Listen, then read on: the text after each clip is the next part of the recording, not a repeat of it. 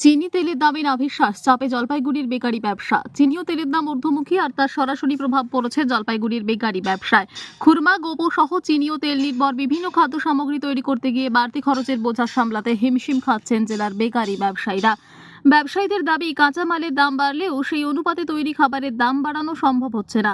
কারণ দাম বাড়ালে ক্রেতা কমে যাওয়ার আশঙ্কা রয়েছে। ফলে অনেক ক্ষেত্রেই উৎপাদন খরচের তুলনায় কম দামে খাবার বিক্রি করতে হচ্ছে।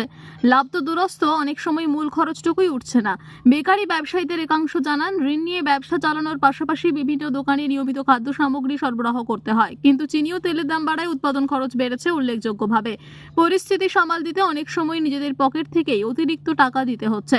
ব্যবসায়ীদের মন্তব্য, কাঁচামালের দাম বাড়ার সঙ্গে যদি তাদের তৈরি খাবারের বিক্রয় মূল্য একই হারে বাড়ানো যেত, তাহলে পরিস্থিতি কিছুটা সামাল দেওয়া সম্ভব হতো।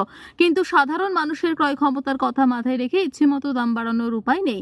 তাই চিনি ও তেলের দাম দ্রুত নিয়ন্ত্রণে আনার দাবি জানিয়েছেন জলপাইগুড়ির বেকারি ব্যবসায়ীরা। তাদের মতে, কাঁচামালের দাম কমলে শুধু ব্যবসায়ীরাই স্বস্তি পাবেন না, কিছুটা স্বস্তি ফিরবে সাধারণ ক্রেতাদেরও। চিনির দামটা যে হারে বেড়েছে, আগে ছিল 2000 টাকা করে, সেই চিনি এখন কিনছে 3200 টাকা। যে আমরা বেকারি মানুষগুলো কীভাবে কাজ করবে? জিনিসপত্রের দাম বেড়েই গেছে, কিন্তু মালের দামও বাড়ে না। আমাদের যে মালটা তৈরি করছে সেই মালটা তো দামটা বাড়াতে লাগবে, কিন্তু আমাদের দাম বাড়ালে তো কেউ নেয় না।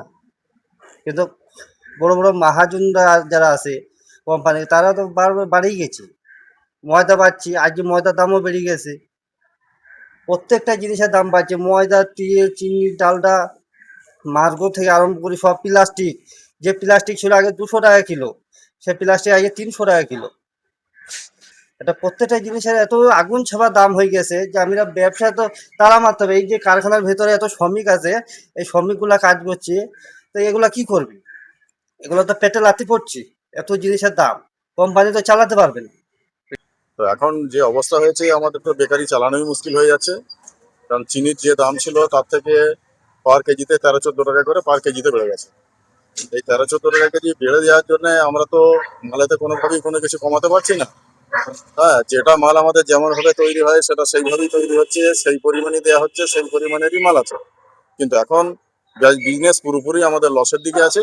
আমাদের তো চালানো দায় হয়ে যাচ্ছে। যদি এক চিনির দাম বাড়ছে, ময়দার দাম বাড়ছে, তেলের দাম বাড়ছে, প্রত্যেকটা র মেটেরিয়ালসের বেকারির প্রত্যেকটা র মেটেরিয়ালসের দাম দিনের দিন বেড়ে চলেছে। কিন্তু সেই তুলনায় আমাদের যে প্রোডাক্ট হচ্ছে সেই প্রোডাক্টের দামটা একই রয়ে গেছে।